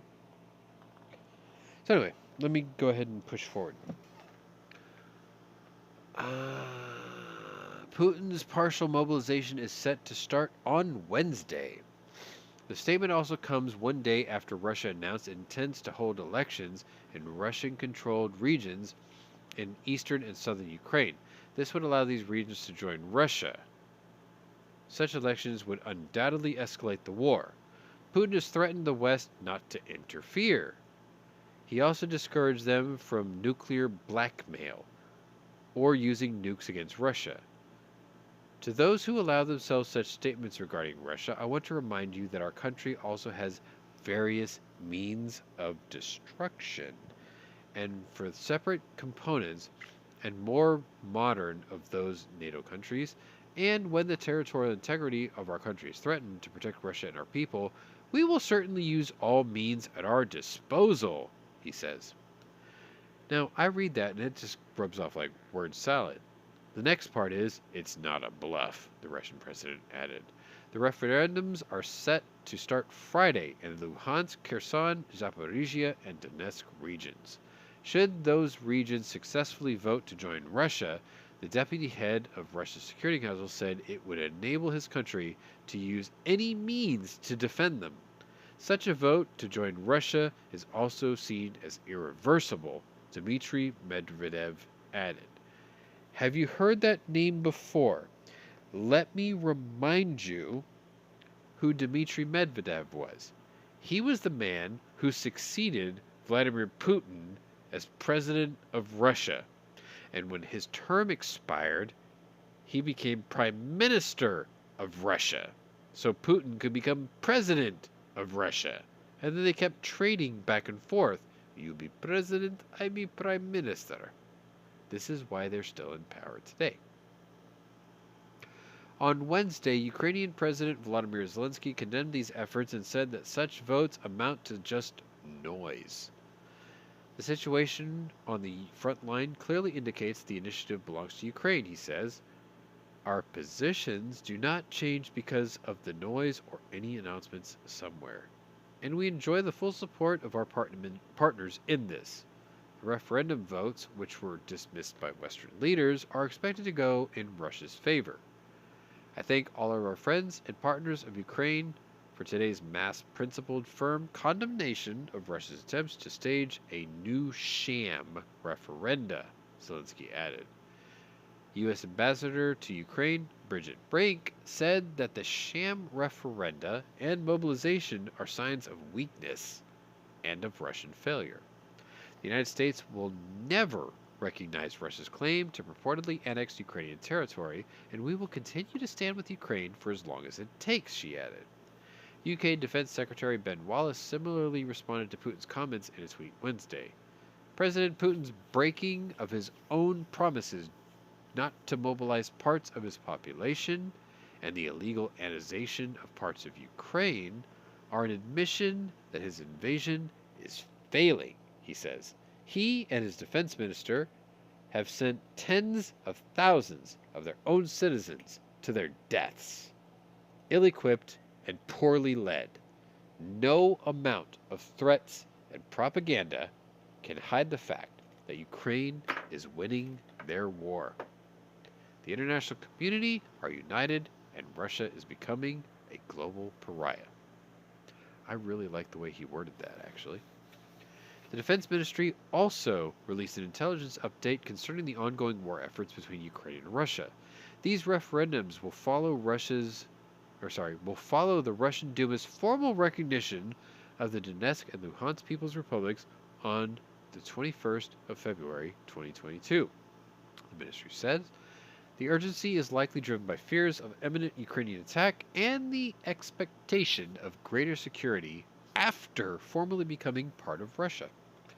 The Russian civilian and military leadership has faced significant pressure over the last 2 weeks. These new measures have highly likely been brought forwards due to public criticism and mark a further development in Russia's strategy, it says.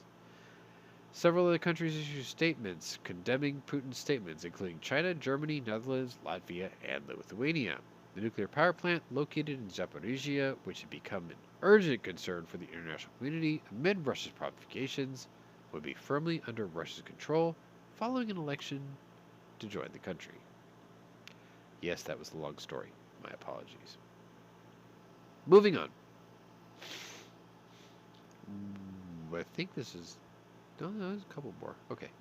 So, moving on. I've got 3 stories left for you. We're almost done, guys. I have this picture here. NATO Secretary General Jens Stoltenberg said Russian President Vladimir Putin's escalation of the war Wednesday in calling for conscript to join the fight in Ukraine will mean more soldiers need arms that Moscow is unable to provide. Now, if you remember last week, we talked about Russia made a deal with North Korea for arms because they don't have enough guns, bullets, beans, and antibiotics to support their own military. Does that sound like what a first world nation would do? No. That sounds more like what a second or maybe even a third world nation would do. And for those of you who were part of Never Enough Ammo's chat the other day, this argument did come up. Is Russia a third world nation? I believe Matt correctly said, no, it's not. Second world, very, very believable. Well, First world nation, improbable. improbable. I posed that question. That was me. And you did it well, and your timing of it was perfect. So credit to you, sir. Yeah. The point is, yes, I don't think they're a first world nation, but I don't think they're a third world either. That is where he, you, and I all agree. Second world nation, absolutely. Matt they said can't they even- were more of a second world nation these days. I agree with him. I think you do too. They don't have the arms to support their military. No, they have the arms. They just haven't they haven't kept No, maintenance on their equipment. no, they don't have the arms anymore. They have to do they did a deal with North Korea just to get the weapons to equip their infantry. They don't have the arms anymore. I wouldn't be trusting North Korean arms either. No, but you know what? No. Personally, I love it because 6 months after this war ends, you, me, Mike, Knights, Never Enough Ammo, anybody else, we're buying North Korean helical drum magazines for our AKs. Awesome. That's if they're able to get there. Trust me, we're gonna figure out how to make them work. It'll be fine. It'd be AK-12 parts kits for everybody. Yes. Anyway, I like that. I'm cool with that. Anyway, where did I leave off? Citizens who are currently in the reserve will be currently subject to conscription. And above all, those who served in the armed forces will have certain military specialty. Okay, I think I said that part. His order comes roughly 1 week after Russia saw significant setbacks in Ukraine as his forces in the northern Kharkiv region were forced to withdraw. The long-awaited counteroffensive, first leaked in May, managed to take Russian forces by surprise in the northern region and resulted in a hasty withdrawal, abandoned equipment, and reports of failure of command and control throughout Russia's ranks. According to one top official in Ukraine's defense ministry, Russia also saw high personnel losses, losing 9 out of 10 Russian soldiers for every Ukrainian, though death tolls throughout the war have not been independently verified. If you look at the scroller, that is a staggering number of troops lost. Just saying. Those have been verified, by the way. Western defense officials said that the retreat signified Russia's inability to not only rearm its forces, but to add men back into the ranks.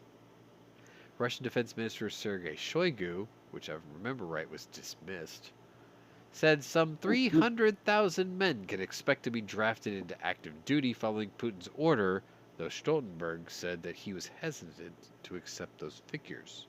I think we should be careful about those exact numbers, he told Reuters. But of course, more troops will escalate the conflict. That will mean more suffering, more losses of lives, Ukrainian lives, but also Russian lives. The NATO chief said that the fastest way to end the war would be for Putin to acknowledge his big strategic failures and to withdraw his troops. However, Putin's reluctance to end his invasion means NATO will need to keep supporting Ukraine for as long as it takes, he added. It's a very close link between the strength of the battlefield and what they can achieve on the negotiating table, Stoltenberg says. The way we can help to ensure that is there is an acceptable negotiated outcome is to support Ukraine on the battlefield. Ooh, Zorro's out there, so I have to play devil's advocate. What if Russia wins and takes Ukraine? Keeping it is a separate issue in conversation. I'll address that in a second. If President Putin stops fighting, there will be peace. If President Zelensky stops fighting, Ukraine will cease to exist as an independent sovereign nation. So we need to support them to enable a political solution, he added. Maybe? I don't know. All right, so let me go ahead and address your question. What if Russia wins and takes Ukraine, keeping it as a separate issue in conversation? If Russia was going to win, they would not have lost 3,300 square miles in the last 2 weeks of territory that they had previously held. I believe, based on the theory of last week's and this week's episode, Russia's on the ropes. They have command and control issues. They have lost an insurmountable number of infantry. They have lost enough military hardware that is going to set them back 10 to 20 years to recover. Because, let's be honest, they don't have enough T-14 armadas, no matter how bad I wanted They've to got see 12. them.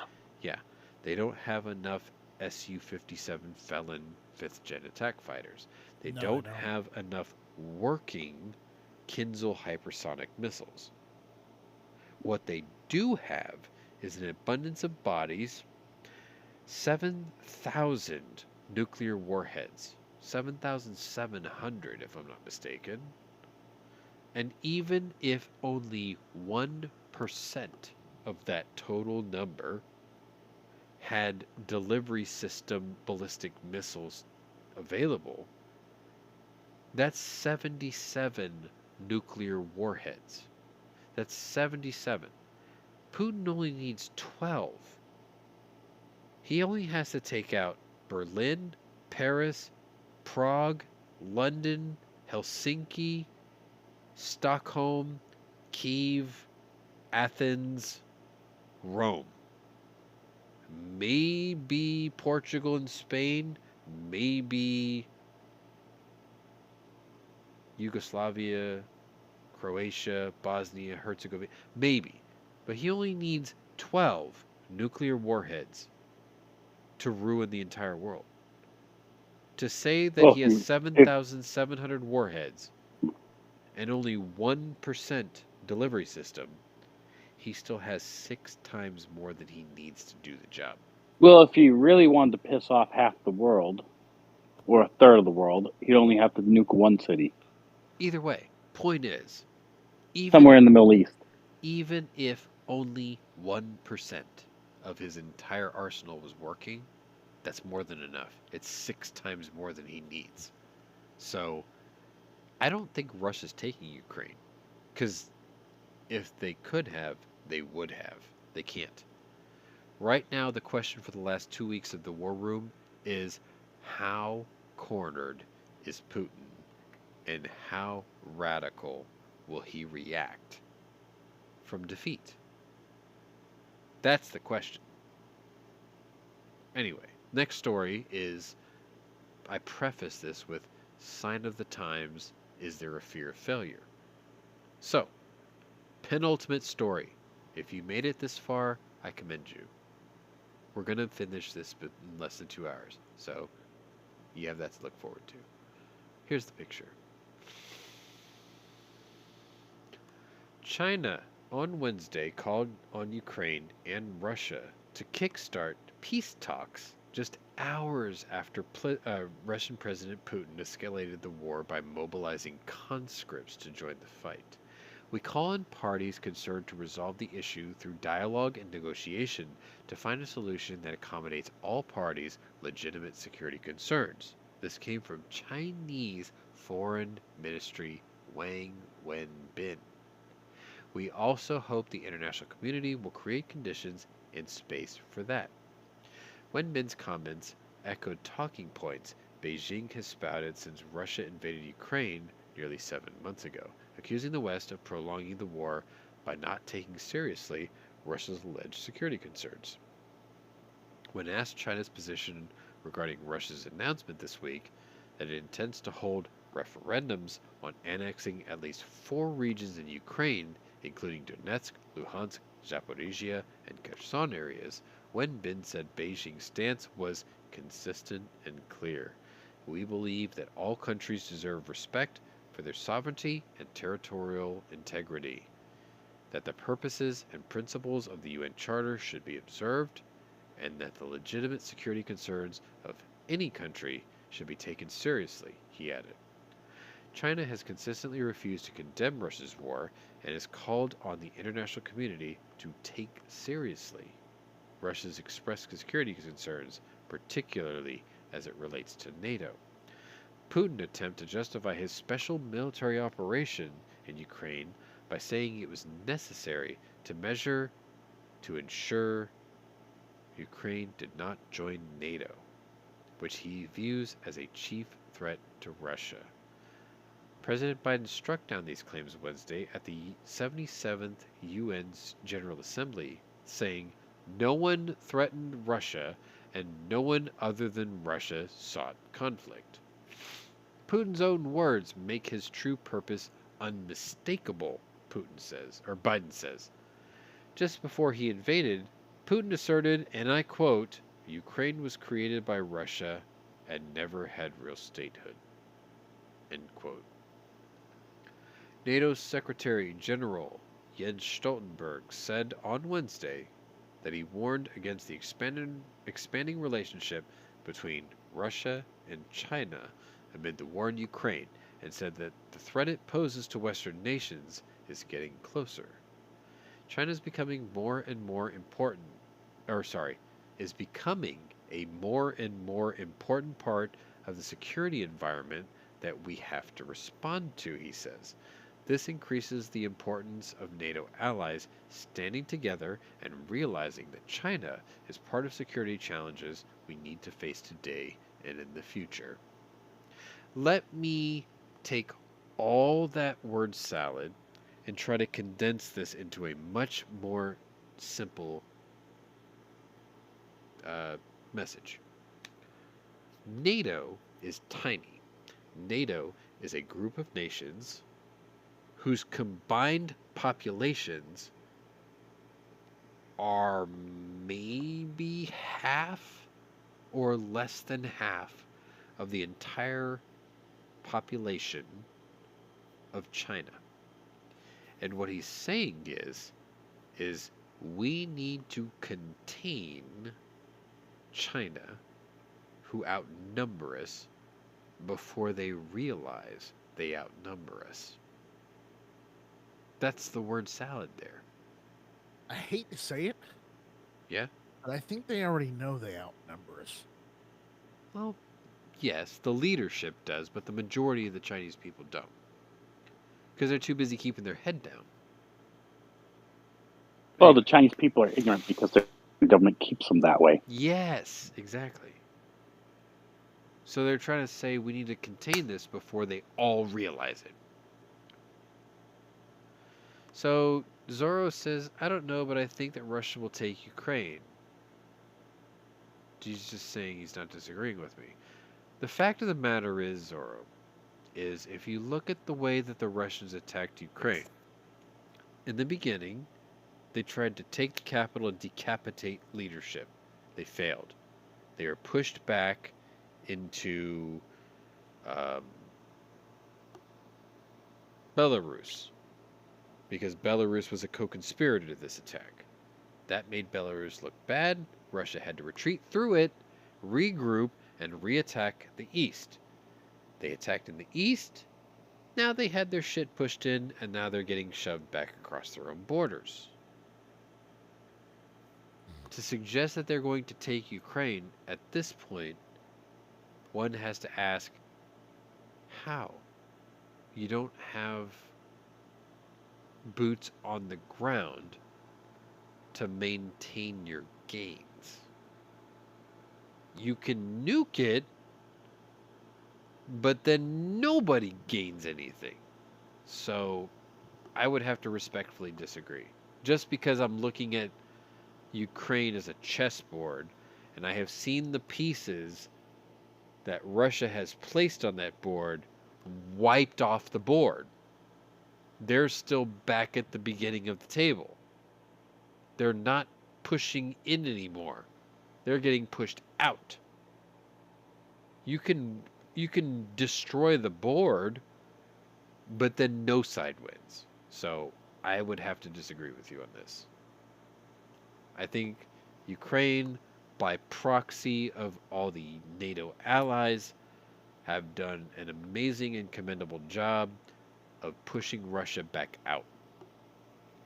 What I would like to see is Russia's unconditional surrender following a coup that overthrows Putin, and somebody like Alexei Navalny saying, look, we took over the country and I'm in charge now, and we're not doing what just happened. We're pulling out. Don't blame us, please. It was that asshole there. And I think the world could look at Navalny and go, okay, we'll give you a mulligan. I'm hoping No, for that. they would want Putin's head on a platter. Well, yes, but what I'm saying is that they're not going to blame Navalny and the Russian people. They're going to blame Putin and all of those under his sphere of influence. I would agree with you completely.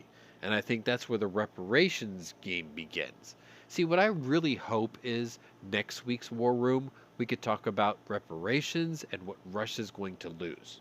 I really hope so. I hope between today and next Friday, Russia loses so much that we're talking exit strategies. I really do. Because then we could talk about you're going to lose Kaliningrad, you're going to lose Crimea, and you're going to be basically dealt a new Versailles Treaty. I hope we get to that point. Because that's Well, what world did peace you will see look the like. latest? We'll get there. That's what I hope is going to happen because that's what the face of world peace will require. Russia smashed geopolitically, and Kaliningrad returned to Poland, Crimea returned to Ukraine, and a Versailles Treaty, basically. That's what it's going to take. That's what the face of geopolitical peace requires. Because once he is dealt with, then China has a very, very tough decision to make. Do we continue to try to push our conquest, or do we go, fuck, we're on our own, and we can't handle that because our military is untested, and we have the loudest nuclear submarines in the ocean, which means we can't hide them.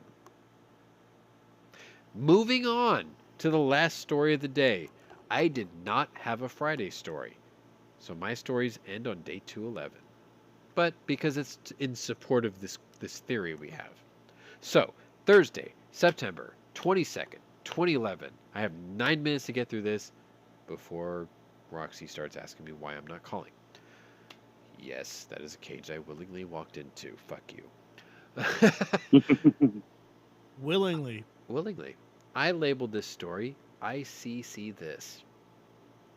The representatives from the ICC top office will head back into Ukraine to investigate more allegations of war crimes against humanity following Russia's retreat from the northeastern region of Kharkiv this month. Speaking at the UN Security Council on Thursday, ICC Prosecutor General Karim Khan said a team of his office would be returning to the war-torn nation to look into allegations emerging from the east of the country and to provide clarity. The process of accountability, of collecting evidence and sieving it and weighing it and determining what it is shown is not simply an academic exercise, he told the UN Council. It is critical in order to pierce the fog of war. The ICC first launched investigations into war crimes and accusations of gross human rights abuses on March 2nd, following Russia's invasion less than a week earlier. By May, it had launched its largest field deployment ever and instated a permanent field presence. Thousands of investigations have been opened across Ukraine over the last 7 months, relating to reports of torture, rape, and the mass killing of civilian populations. We are now at the stage of continuing forensic, objective, and impartial, sometimes very painstaking work to grapple with the facts, to separate truth from fiction, and to build a picture of what actually happened. While several countries have applauded the work of the ICC and have opened their own investigation, like the US, China on Thursday said the investigations should not be used as a political tool. Sidebar. A communist country shouldn't open their fucking mouth about what should or should not be used as a political tool. End sidebar. Investigations into violations of the international humanitarian law should be objective and fair based on facts rather than the assumption of guilt without being politicized. This came from Chinese Foreign Minister Wang Yi. We must earnestly ease the humanitarian situation, he says. It is vital to observe the international humanitarian law, prevent any attacks against civilians, civilian facilities, and minimize civilian casualties. China's comments again toed the line when it comes to Moscow's war in Ukraine, acknowledging the deadly consequences of Russia's invasion, but again without condemnation. The ICC chief said that the investigative body will present its findings to a third party who will, quote, further scrutinize its works and then decide where the truth actually lies. This exercise is essential if we're to have confidence in the rules-based system. This function and this alone is the focus of my office. It is not a tool of politics, Khan added.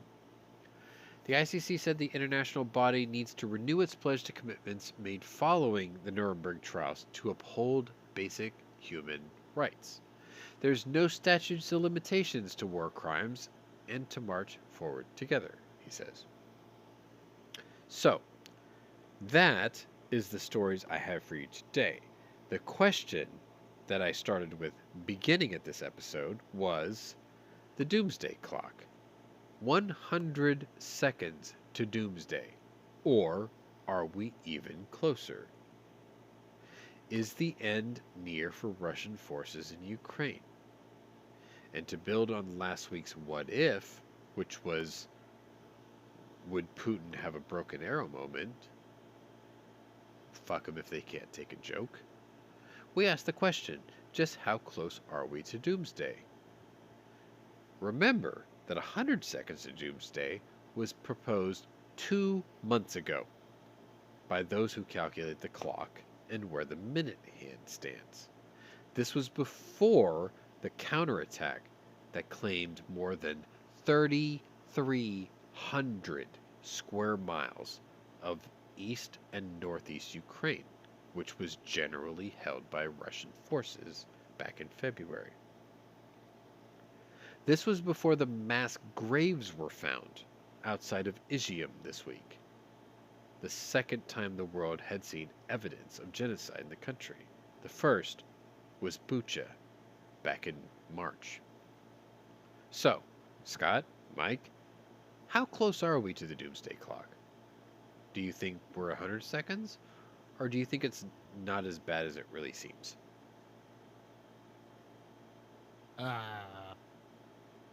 Scott? I don't think it's nearly as bad as it seems, but I think the Russian military is about on the verge of collapsing in Ukraine. Right, and They've just sustained way too many freaking losses for even Russia to be able to withstand. correct. And because of that, do you think that their totalitarian leader could force the hands of the Doomsday Clock to midnight just out of spite? No, I don't think so. Not the military and not the leadership of the military. The one asshole in charge with his finger on the button. Do you No, he's I not think the capable? military would depose him first They haven't yet. because he hasn't tried nuking anybody yet. Yes. Oh, actually, you know what? I left out a story, didn't I? I think both of y'all mentioned this. He hasn't yet. However, Ukraine, in response to what they think may happen, have issued chemical suits, gas masks, and what's the pill? What was that chemical we talked about earlier today? Iodine. Iodine pills to the Ukrainian populace, meaning they are anticipating a biological and nuclear attack by bolstering the immune systems of their people and giving them chemical gas masks and suits to deal with it. So I will ask you again, how close are we if even the defender is preparing for the worst? Do you really think that Putin's not capable of going nuts? Of course he's capable of going nuts. Well, He's yeah, always he is. been nuts. That's the thing. correct. But I'm just asking your opinion. Do you think he would do it? Because he did it in No. Syria when he was asked just to help. Now Chemical this is weapons his is fight. one thing. Nukes is a whole different ballgame. I would agree with you. But would you put it past him? No, I wouldn't put it past him, but I also don't think he's got the balls for it because he know anybody that launches a nuclear weapon Dooms their country. knows their response is going to be. Correct. Okay. I'm with Going to you. be Because nuclear how response. many European countries have nuclear weapons? Several. I'm with you on Exactly. this. I agree with you. I completely He agree launches with a you. nuke at Ukraine, it's going to affect all of Europe, Well, and okay. is going to get a retaliatory response. Okay. So I agree with you. However, that means that he still has sensibility. You see, fuck him if he can't take a joke is the broken arrow moment, right? That's a man only thinking about himself. Do you think he still thinks about his people and the welfare of his people? Well, no, but but again, you're completely discounting that he doesn't think about trying to bring back his country as it was. No, no, He's no, not, no. We you know, started the war room with the idea that Putin jerks off to a yeah, 1963 Cold War map. exactly, What I'm saying exactly, is exactly. But does firing off a he? nuke would Yeah. ensure that there's no coming back. Does he There's no care? bringing back the Soviet Union. Right. But does he That's the care? only thing he cares about. Does he care if he knows he's dead? You see what I'm saying? He has no regard for human life when it's not except his his life. own. Right. That's And he why I'm knows posing if he this question. launches a nuke, he will be targeted in return with nukes. Right, but if he's a dying man, if we believe this blood cancer thing, right? Like, I'm not disagreeing with you at all. I'm just trying to think in the worst case scenario, fuck him if he can't take a joke. Like, if he already knows he's dead, do you think he actually gives a shit about his own people? No. That's my opinion. If you think he does, okay, I can respect that. Because I want to believe that no matter how shitty he is, he doesn't want to doom his nation's people to death.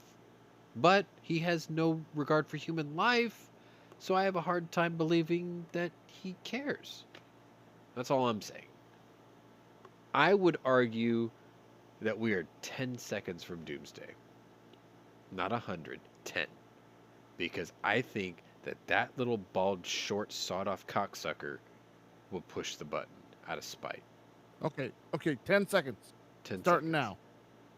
Well, it's a figure of speech. 10, 9. And the only reason that I gave him 10 seconds is because the last 9 seconds is in China's hands. 3, 2, 1. We're still here. Anyway, it's a figure of speech, man. I had to be the guy that did that. I'm sorry. It's fine. And because of that, I'm going to play this. I think. Yeah, I'm going to play that. Because we are at 2:02, and I said it was going to be over 2 hours. I think we all agree that, yeah, okay, he's not going to do it. But there's a little voice in my head that says, he just might. Anyway, this was the War Room. This was day 212. Pwnery stepped into a cage, and he's going to go walk into it very happily right now. But anyway, if you're new to my channel, welcome. But if you're a regular here, welcome back. Either way, check out my playlist and see if my other interests may be of interest to you. I made an attempt to do a YouTube short, and some prick thumbs downed it. Whatever. There's more stuff coming for gun-related material. Thank you for all watching. Thank you, my chat, for watching. Slava Ukraini. He Heroim didn't say. Slava. There it is. And good night. Should not be infringed. 2:03.